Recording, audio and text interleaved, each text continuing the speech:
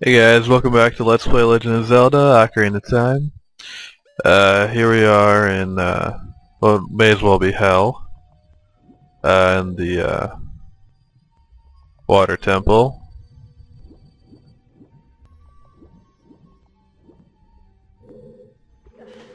I think, like, the biggest problem with this temple is just having to navigate, especially when you have to worry about, your boots. Whoops. Oh, come on. There it is. Oh, for God's sake.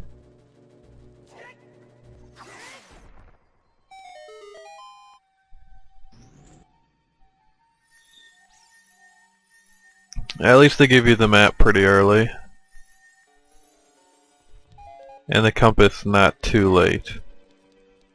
But yeah, between having to navigate through all three floors, and every entrance to the doors looking about the same, the only big problem with this is having to put on and take off the boots every time you want to use them.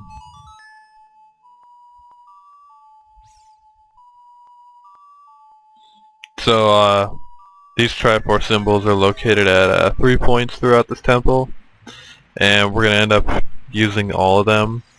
What they'll do is that they'll lower the water. This one lowers it all the way down to the bottom. So as you can see, this whole place is now drained. So what we're going to do is first come over here.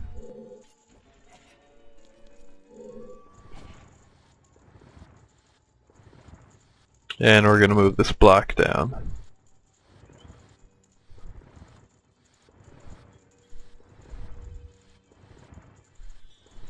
Any second now.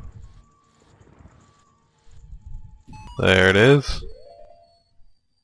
And we put on our boots. See, that's just kind of annoying. They improved it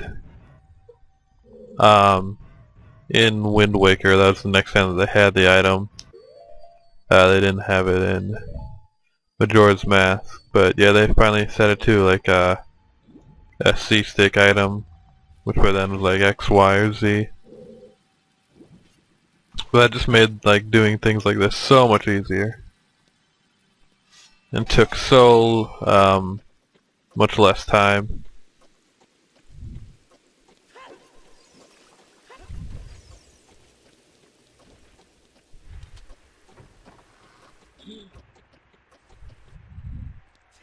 Okay, when we go into this part of the temple right here, once you get to the right side wall, you're going to want to put on iron boots, and let's see if we timed it just right. Yeah, we're going to land on this flat part here. If you land on the bottom, it won't, you can't just walk up here. You have to take off the boots and land on top. So what we're going to do is hit that, and now we have a good angle to kind of crawl up into here. And this part can be really annoying, because you almost have no time. Oh, well, look at that. That one got stuck outside. Good. Alright.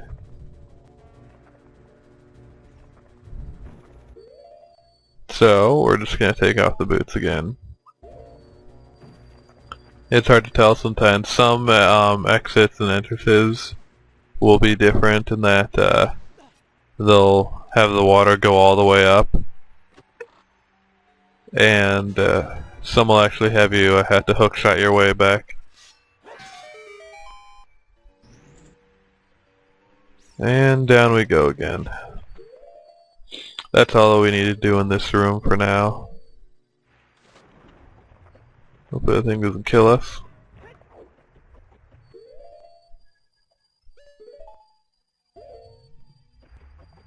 I thought about like cutting out the time it takes to put on these boots and whatnot from the videos, but seeing as I'm doing that, 10, 15 times per video, it just seems like a little too much work.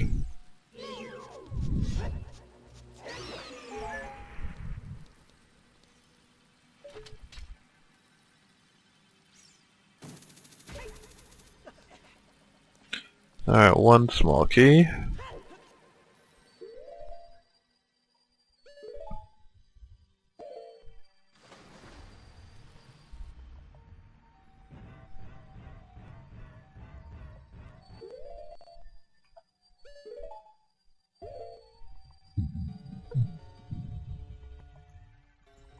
Sorry, up, see? Like this one, you need to have the boots on the entire time. You can't just jump out. So now you gotta sink back to the bottom. That was weird. And now...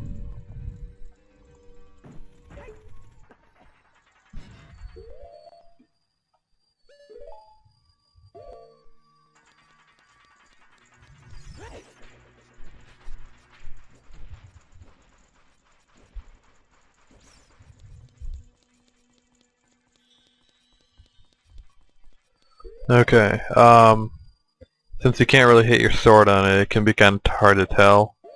But, this can be blown up. So that's exactly what we're gonna do. In the meantime, we'll put on our boots.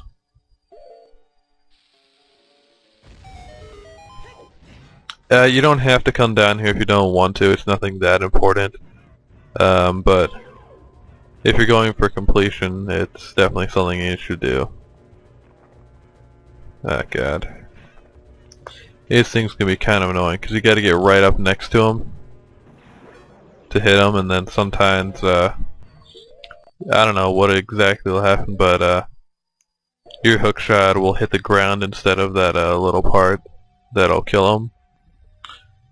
So you have to find time to then put up your shield again so you don't get hit.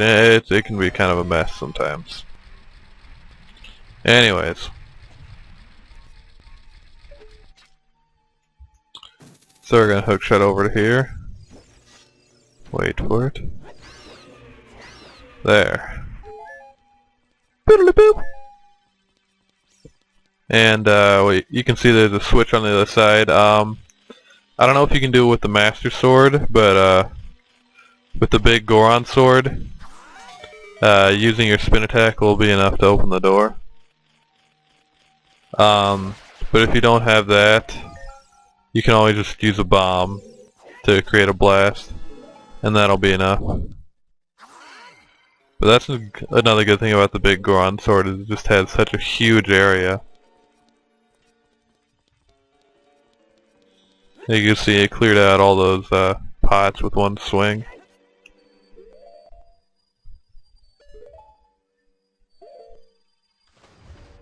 And just because you can't use your shield doesn't mean you can't defend. If you use the button that you'd use for your shield, you'll still hold up your sword like in a defensive stance, which will block some attacks. Not all of them, but enough where I think it's definitely worth it to keep that out instead of the Master Sword.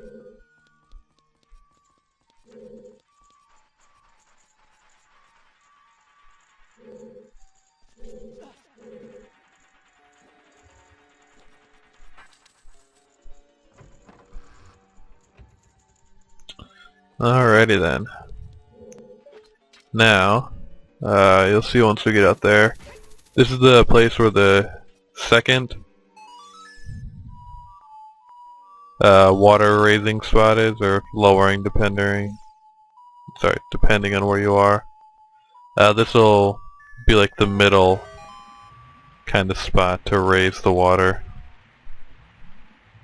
You can see, before we go up there, no, get down. There's a little hole down there we can get to. So we're gonna go check that out. Please on the gonna land on the spikes.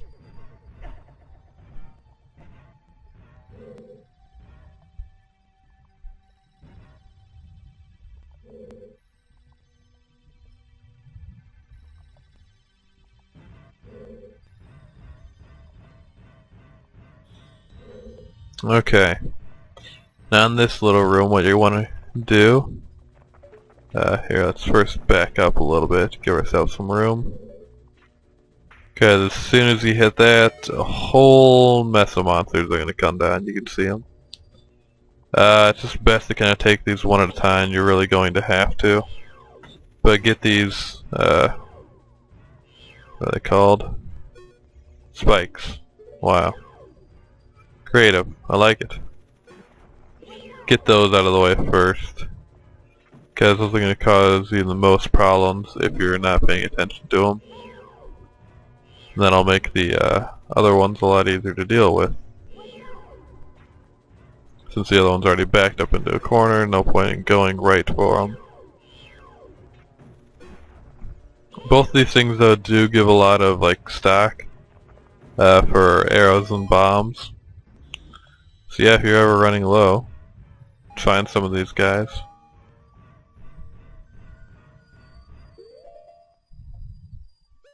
And then once they're all dead, this will open up over here. So we can go right up through it. And find another small key. Stupid small key.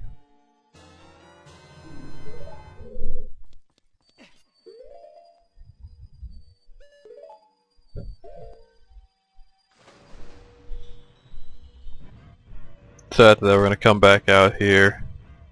And we're going to go out to the place where the water level was raised to. We're making pretty good time right now.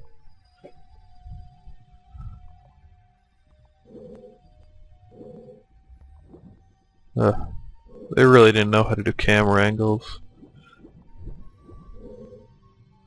Actually, I don't think it's that they didn't, it's just a lot harder to, I don't know, program or something. That sound right? Anyone out here knows more about this stuff. Tell me if that sounds right. Yeah,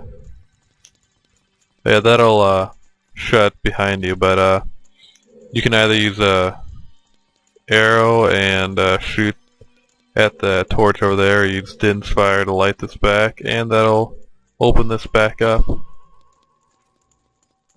But before we go through that door over there, what we're going to want to do is jump back down.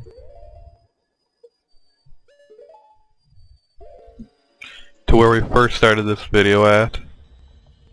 That one room that has the torches in front of it over here.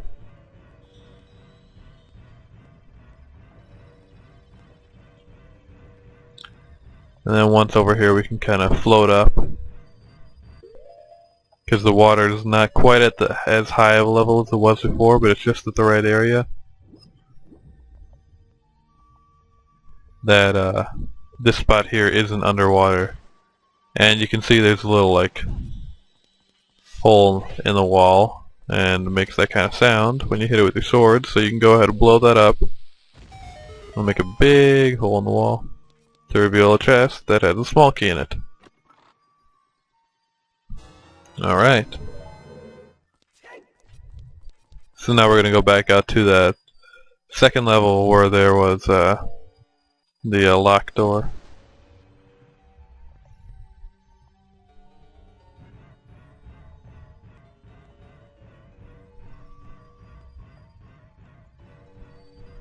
Yeah, I guess if you know what you're doing exactly, this temple is not going to be too bad.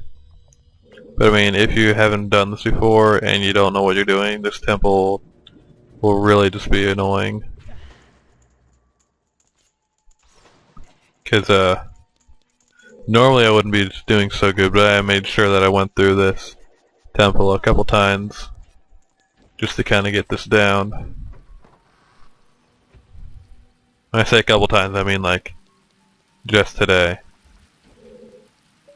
Okay. Oh, jeez. God, these things can sense you from like a freaking mile away. Ugh, man. Alright. Well, on that note, it's about time we said goodbye. We'll see you in the next video.